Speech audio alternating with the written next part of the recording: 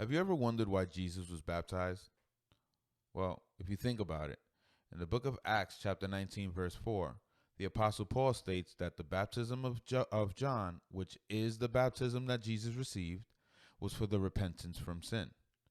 But in 1 Peter chapter 2, verse 22, the Apostle Peter states that Jesus was sinless.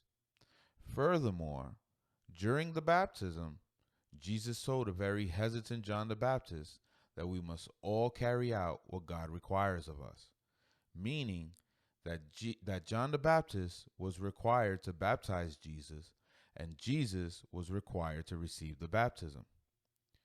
But if Jesus never sinned, why would he need to be baptized? Well, the answer may not be as complicated as it may seem. See, Jesus was making preparations in the beginning of his ministry for what was going to happen at the end of his ministry. See, on the cross, Jesus bore the sin of all humanity for all time. So, Jesus, in the beginning of his ministry, partook in the baptism for repentance of those sins, although he didn't commit any. This isn't the only time that Jesus makes preparations ahead of an event. See, the Bible registers at 3 different times in 3 different locations that Jesus was anointed by 3 different women.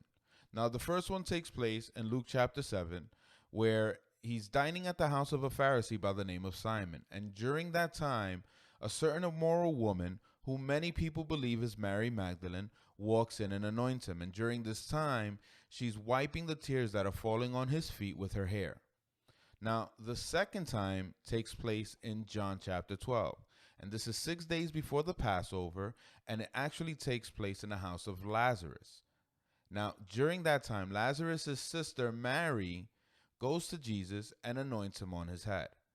And the third time actually takes place in Mark chapter 14, and it takes place at another person by the name of Simon's house. However, this Simon is very different from the Simon that we see in Luke chapter 7. This Simon, the Bible registers, was previously healed from leprosy. And another woman comes in and anoints Jesus on his head once again. Now, Jesus gives reason in the latter 2 stories of him being anointed during those times. And he states that these anointings happen in preparation for his burial.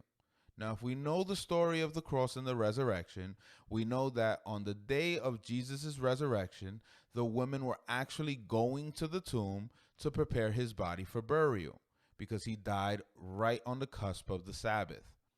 So Jesus knew what he was going to do, and in order to fulfill the requirements, he fulfilled them before the events took place. He made preparations, he made provisions for what was going to happen ahead of time.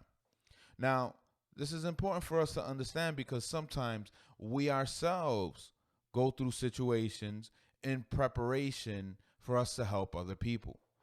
Sometimes we go through certain traumas, and we go through bad experiences, and we question and we wonder, we ask God, why did we go through what we went through? However, God knows how strong you are. He knows what you're able to handle. He knows that he's going to get you through what you're going through at that moment. And you will be the preparation for somebody else's situation later on. See, our experiences aren't just for us to experience. Our experiences are so that we may learn from them and pass on the knowledge and the experience that we went through for those that are currently going through similar situations.